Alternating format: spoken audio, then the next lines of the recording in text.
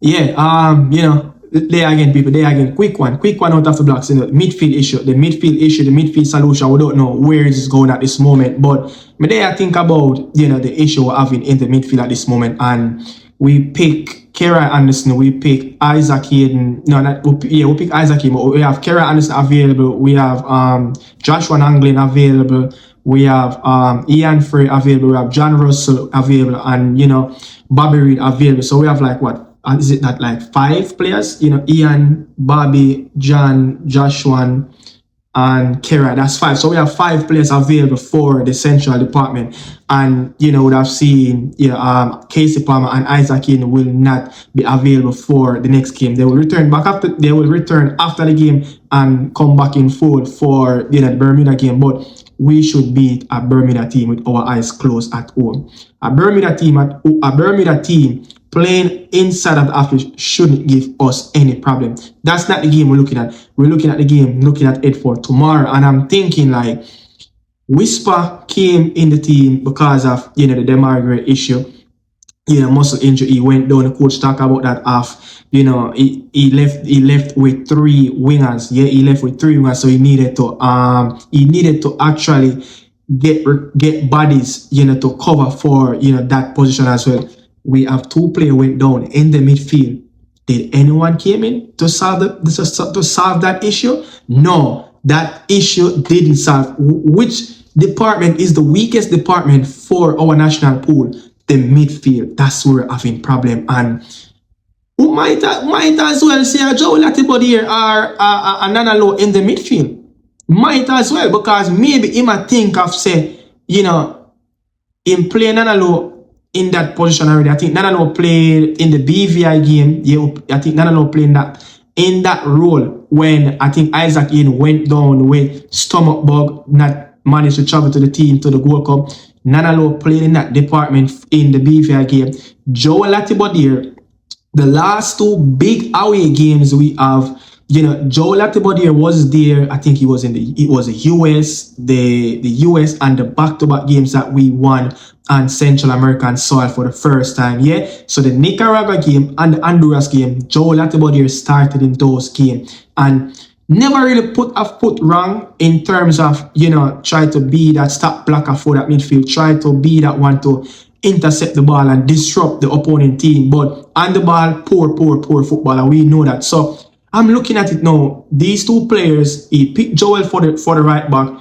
He picked Nanalo as a centre half. You talk about Richard King can play as a right back. Joe Latibode can play as a right back. So him have covers in that department can play as a right back. So no covers came in for the midfield. Yeah, he said he have to replace Demargre because he left with 3 wingers. So he left with 2 less midfielders, knowing that before you pick the squad, these players will be missed. They can't see as much as me to rate Casey Palmer as a footballer. The skill set that Casey Palmer can possess on the field, we're just not getting it. Yeah, he's just not living up to his standard. And Isaac Hayden, one of our crucial players, most important player in that department, knowing that we're going to miss those 2 players.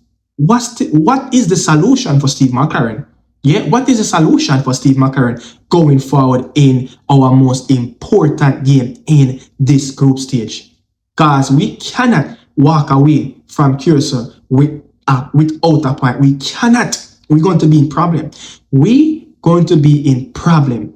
But this midfield cannot retain the football and keep possession of it.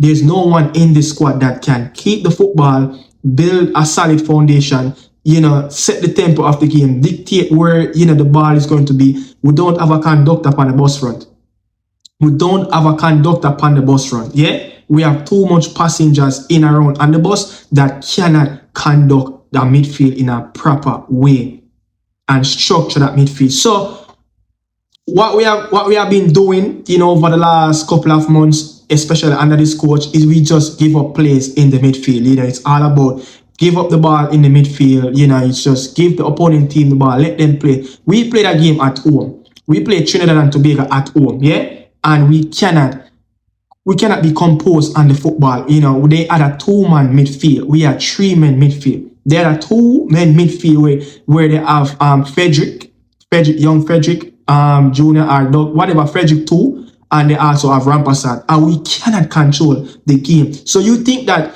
going away to Curacao, knowing that Tiatu Chung will not be there, Richarlie Bezori will be there, but they have players in that midfield, and we're not going to win that midfield battle in terms of winning, having the more possession, having the most touches, having the most accuracy pass. We're not going to dominate that. We're not going to dominate it. Yes, we can not be dominant in that department and still win the game, just like what happened in the Trinidad game, yeah? But you would love to at least have a little bit of control in that midfield. Away games, the team, Curacao, we know that, look, this game would be massive. They need 3 points. They need 3 points at least to put themselves in the driver's seat. So they will come at us. They will throw everything at us. They will bring everything to that midfield. And we saw what happened in the Gold Cup, how much our midfield easily to break down.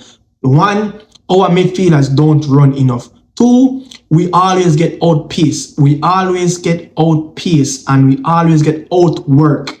As a player who are the most superior player on the pitch, you cannot get outdone by your opponent. It just rule number one. You playing for the Reggae Boyz. You playing for 876. You playing for the people them down at Coronation Market. You playing for everybody. You play for the diaspora. People that have to be working 2-3 jobs and still go university, still go college. You understand? So you playing for the hard-working 876 people. You cannot go on that football pitch and be outdone by your opponent. It just cannot work. That's simple logic. So the John Russell, we know that give thanks Bobby Reid, returned back from injury. So Bobby Reid is a main plus. As much as Bobby Reid might not be the most pleasing to your eyes, like a Ravel Marcel will give you a little bit of flash of brilliance of skills there and there, but the smash and grab, to work hard, but we cannot expect Bobby Reid to go play 1, 2, 3 different positions on that pitch.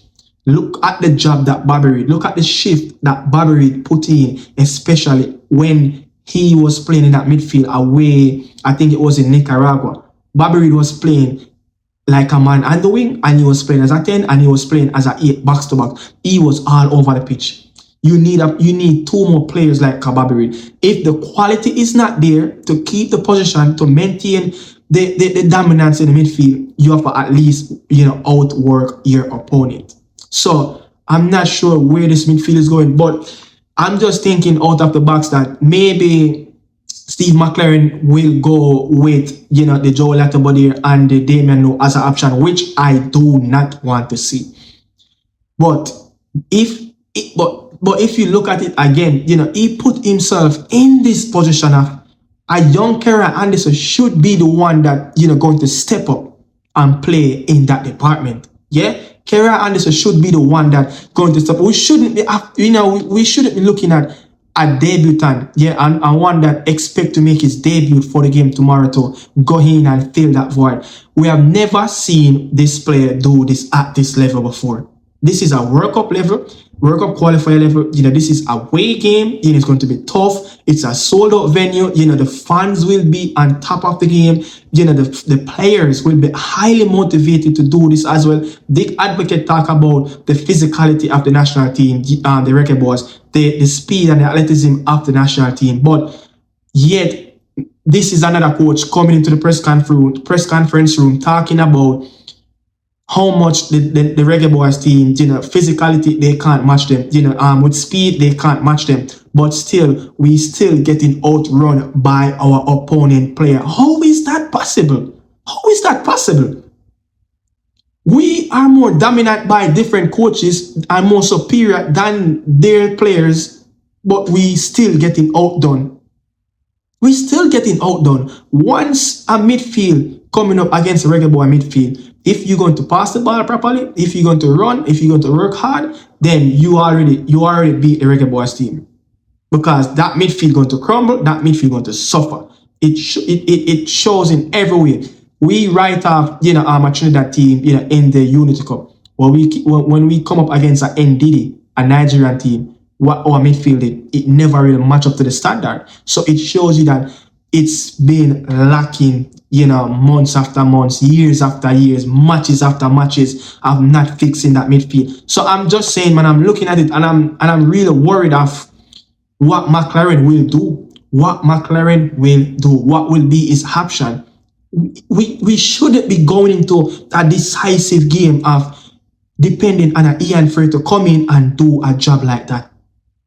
Look, if he fail, things can get sour.